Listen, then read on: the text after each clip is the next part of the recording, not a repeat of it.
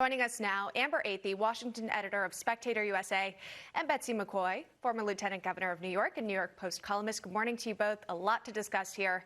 Amber, when the list of Obama administration officials dropped yesterday, what was your reaction to scanning the list and seeing Joe Biden's name?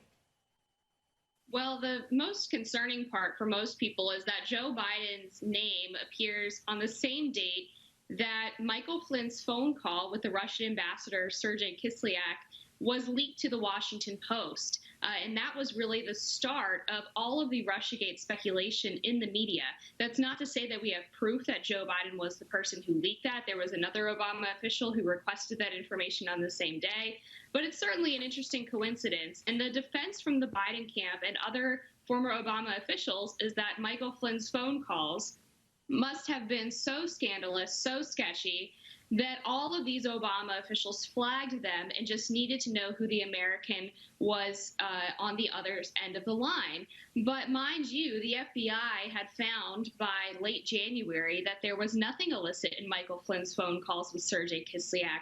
So that explanation simply doesn't pass the smell test. Yeah, Amber alludes to it here. But Betsy, let's talk about the timing of this request. Joe Biden requesting this unmasking January 12th, 2017. President Trump's inauguration, January 20th. Why did Joe Biden need to know this national security information 8 days before leaving office? Well, clearly not in order to enable the Obama administration to govern. The effort was to smear the incoming Trump administration, a dramatic departure from what outgoing presidents are supposed to do. And there clearly was nothing wrong with Michael Flynn talking with the Russian ambassador. That would be his job as part of the transition, to smooth the way in international affairs as well as domestic matters. And it's clear now that Joe Biden would like to do anything to distance himself from these shenanigans. That's why he lied on the Good Morning America show. Yeah, and Betsy, you mentioned that right now. I want to play that for our viewers. So we just have a reminder of what was said 2 days ago. Mm-hmm. I know nothing about those moves to investigate Michael Flynn. No, I thought you asked me whether or not I had anything to do with him being prosecuted. Okay. I'm sorry. I was aware that they asked for an investigation, but that's all I know about it.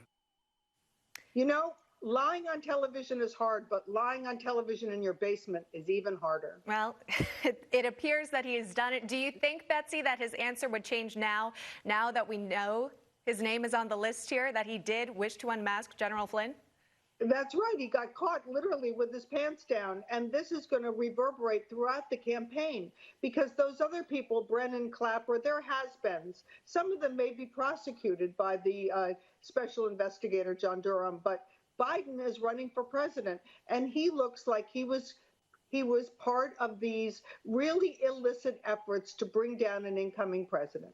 Yeah, and of course his campaign did have a response saying that all normal procedures were followed here, when of course they're appealing to the FBI to unmask the name of General Flynn here. But Amber, that is okay when an American is considered a necessary threat to national security. But General Flynn was having a conversation with the ambassador, again, when this transition was happening between the Obama and Trump administration, as Betsy had just pointed out. Do you think that claim will stand here, that this was a threat to national security, and that's why his name needed to be unmasked? Well, the interesting other piece of this, which certainly calls into question that claim, is that the first requests to unmask Michael Flynn were actually well before that late December phone call with the Russian ambassador. So you have to wonder what exactly the nature of these other communications were and what the reasoning was for unmasking it. And it suggests that there's a much wider array of conversations that the Obama administration was looking at. And just when you're reading those conversations in the context of them, you would have to suspect who was on the other end of the line. So again, it reveals this larger spying effort on behalf of the Obama administration. And they would have to put down a reason when they were requesting these unmaskings. And so we would love to see the full documentation of every 48 of one of these 48 requests, and what exactly their reasoning was for unmasking Flynn in those conversations as well. You know, I think that's everyone's next question, right? What's the reason here? Why do these officials need to know what happened? Hopefully we'll find out soon and we can continue the conversation. That's Amber Athey, Betsy McCoy. Thank you both so much. We appreciate it.